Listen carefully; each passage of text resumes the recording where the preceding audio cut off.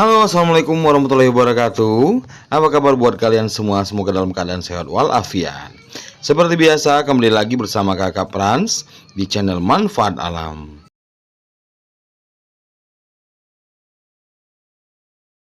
Kali ini Kak Frans akan membahas tentang penyakit hernia. Apa itu penyakit hernia? Simak penjelasannya ya. Hernia adalah kondisi kesehatan yang terjadi ketika lemak, jaringan atau bagian dari organ tubuh mendorong melalui titik lemak atau lubang di otot perut atau jaringan ikat. Tergantung pada jenis hernia yang dialami seseorang dan seberapa parahnya. Kondisi ini dapat menjadi ringan dan menyebabkan sedikit gangguan atau bahkan bisa mengancam jiwa. Pada orang dewasa, kondisi ini paling sering terjadi di selangkangan atau perut. Saat seseorang mengidapnya, ia mungkin melihat atau merasakan adanya tonjolan. Pengidap mungkin juga mengalami rasa sakit yang memburuk selama aktivitas tertentu. Misalnya ketika mengangkat sesuatu atau berdiri untuk waktu yang lama. Seseorang dapat mengalami kondisi ini secara tiba-tiba setelah membungkuk, batuk, tertawa, ataupun mengangkat beban yang berat. Kebanyakan kondisi ini bersifat eksternal, artinya jaringan pendorong melalui dinding perut ke arah luar tubuh. Hal tersebut sering menyebabkan tonjolan yang bisa kamu lihat, namun ia juga bisa terjadi secara internal yang berarti tetap berada di dalam tubuh atau di dalam perut.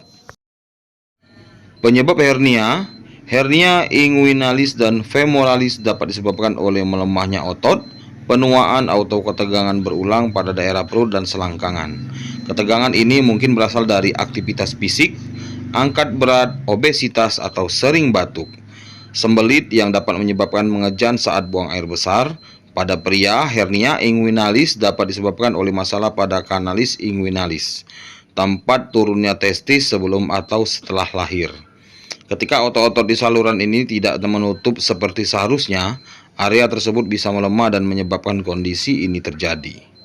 Sementara itu, hernia umbilikalis dapat disebabkan selama kehamilan ketika tali pusar melewati lubang di otot perut bayi. Pembukaan biasanya menutup segera setelah bayi lahir. Jika otot tidak sepenuhnya menyatu di tengah dinding perut, hernia umbilikalis dapat terjadi saat lahir atau di kemudian hari. Pada orang dewasa, terlalu banyak tekanan perut dapat menyebabkan hernia umbilikalis, sedangkan penyebab lainnya yaitu obesitas, kehamilan kembar, dan operasi perut sebelumnya. Jenis-jenis hernia umumnya terbagi berdasarkan letaknya, yaitu hernia inguinalis yang terjadi saat ada sebagian usus atau jaringan lemak di rongga perut yang mencuat ke selangkangan. Ini merupakan jenis yang paling sering terjadi dan pria memiliki resiko lebih tinggi untuk mengalaminya.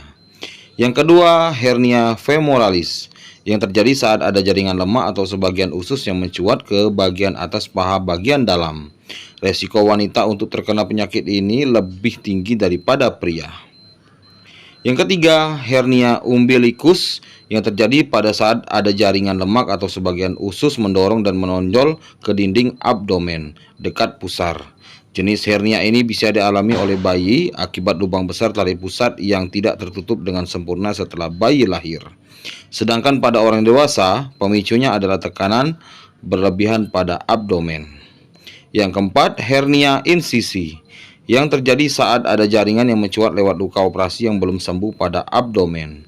Jenis ini termasuk salah satu risiko komplikasi pada operasi bagian perut. Yang kelima, hernia hiatus yang terjadi saat ada bagian lambung yang masuk lewat celah pada diafragma yang mencuat ke rongga dada. Meski terkadang tanpa gejala, nyeri ulu hati merupakan indikasi yang mungkin terjadi jika mengalami jenis ini. Yang keenam, hernia spigelian yang terjadi saat ada sebagian usus mendorong jaringan ikat perut dan menonjol di dinding perut depan, kiri, atau kanan bawah pusar. Yang ketujuh, hernia diafragma yang terjadi saat ada organ perut yang berpindah ke rongga dada melalui celah pada diafragma. Sama seperti hernia umbilikus, jenis ini juga bisa dialami oleh bayi akibat pembentukan diafragma yang kurang sempurna. Yang ketujuh, hernia epigastrik yang terjadi saat ada jaringan lemak yang mencuat keluar dan menonjol pada dinding abdomen di antara pusar dan tulang dada di bagian bawah. Hernia otot yang terjadi saat ada sebagian otot yang mencuat pada abdomen. Jenis ini juga dapat terjadi pada otot kaki akibat cedera berolahraga. Nah, Kak Frans akan memberi tips buat teman-teman untuk mencegah atau sedang mengalami hernia, karena mencegah lebih baik daripada mengobati ya. Apa saja yang bisa mencegah penyakit hernia? Simak baik-baik ya. Yang pertama, minyak biji jarak. Minyak biji jarak telah digunakan untuk mengatasi berbagai masalah kesehatan perut sejak dulu. Ini karena minyak biji jarak dapat membantu mencegah peradangan dan mendorong pencernaan yang baik. Dan kamu bisa mengoleskan minyak biji jarak di perut, dan cara ini bisa membantu meredakan gejala hernia yang menyakitkan, dikutip dari Organic Facts. Yang kedua, lidah buaya. Lidah buaya yang dijadikan jus dapat efektif meredakan nyeri secara alami pada orang-orang dengan penyakit hernia. Ini karena lidah buaya memiliki sifat antiinflamasi dan punya efek menenangkan. Jenis lidah buaya dapat diminum saat perut kosong pada pagi hari atau bisa juga dikonsumsi di antara waktu makan. Dan selain itu juga, cairan lidah buaya dapat juga dioleskan ke area tubuh yang sakit. Dilansir dari Times Now News. Yang ketiga, pijat. Dilansir dari Style Crash, pijat dapat membantu meringankan gejala hernia, khususnya hernia hiatus, yaitu kondisi bagian atas lambung masuk ke rongga dada. Untuk melakukannya, kamu bisa berbaring terlentang dan menempatkan jari-jari tepat di bawah tulang dada, tepat di mana tulang rusuk bisa dirasakan. Dan selanjutnya, tekan lembut dan perlahan bergerak ke arah pusar untuk efek terbaik. Ulangi gerakan tersebut sebanyak 5 kali. Pijatan ini bisa dilakukan 2 kali sehari. Atau juga kamu bisa memakai jasa tukang pijat yang memang sudah ahli ya di bidang pijat, agar mendapatkan hasil yang maksimal. Selanjutnya yang keempat, kompres dengan air es.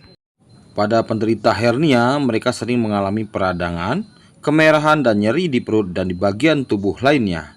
Mengaplikasikan kompres dengan air es pada bagian tubuh yang mengalami hernia dapat mengurangi dan meredakan pembengkakan. Selain itu, kompres es juga dapat meredakan kembung serta rasa nyeri yang dirasakan.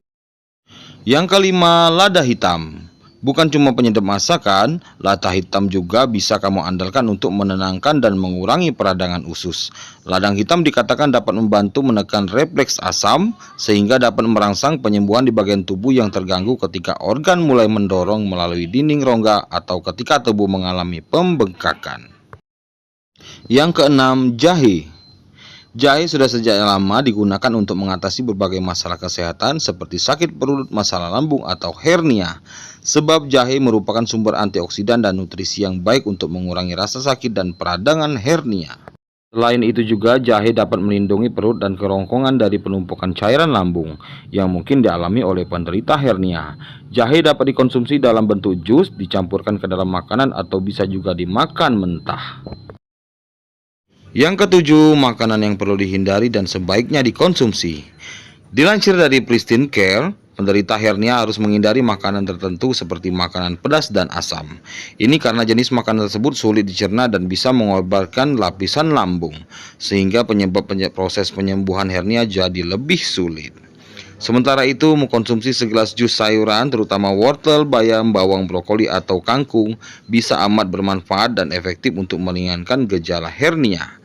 Nutrisi dan sifat antiinflamasi dalam sayur-sayuran dapat menenangkan gejala nyeri dan sensasi terbakar yang muncul akibat hernia. Menambahkan sedikit garam pada jus sayur dan dikonsumsi juga dipercaya dapat meningkatkan efeknya. Lanjut yang kedelapan, menurunkan berat badan dan usir stres. Kelebihan berat badan hingga obesitas adalah salah satu faktor resiko utama dari hernia. Karenanya menurunkan berat badan merupakan kunci untuk mencegah hernia.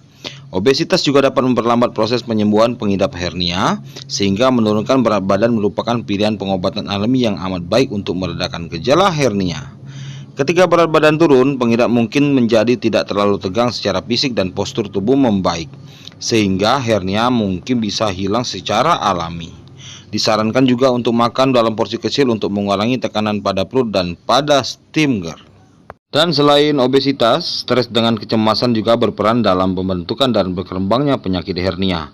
Hormon stres yang berlebih dalam tubuh dapat membuat organ-organ tubuh melemah, sehingga tekanan pada metabolisme dapat meningkat. Masalah perut dan refleks asam juga dapat dipengaruhi oleh stres, yang dapat berujung pada peningkatan resiko hernia. Karenanya, mengelola stres dengan baik sangat diperlukan, bisa dengan meditasi, yoga, akupuntur, pijat, atau menggunakan terapi minyak esensial dan aromaterapi. Melakukan yoga yang dan meditasi dapat membantu meningkatkan kelenturan tubuh dan mengurangi kemungkinan jatuh sakit. Tidak hanya itu, yoga juga dapat membantu meningkatkan kekebalan tubuh dan meningkatkan kesehatan otot. Yang kesembilan, hindari olahraga berat atau aktivitas fisik yang berat. Melakukan olahraga berat atau aktivitas fisik berlebihan merupakan salah satu penyebab utama hernia.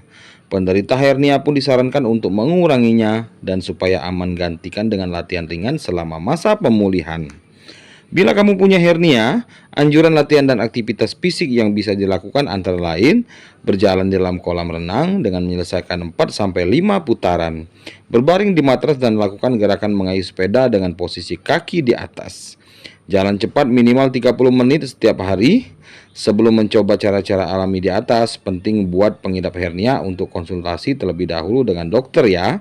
Sebab bila mengalami tanda atau gejala hernia, sebaiknya itu diperiksakan dulu agar dokter bisa menentukan pengobatan yang tepat, dan sebagian hernia mungkin tidak bisa sembuh secara alami tanpa operasi.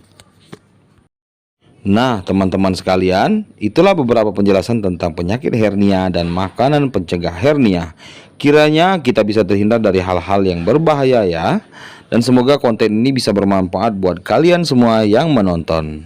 Jangan lupa subscribe, like, dan komen agar tidak ketinggalan video-video selanjutnya yang bermanfaat. Kak Frans pamit undur diri, semoga penjelasan ini bisa bermanfaat buat kita semua. Dan ketemu lagi di video selanjutnya. Assalamualaikum warahmatullahi wabarakatuh. Bye-bye.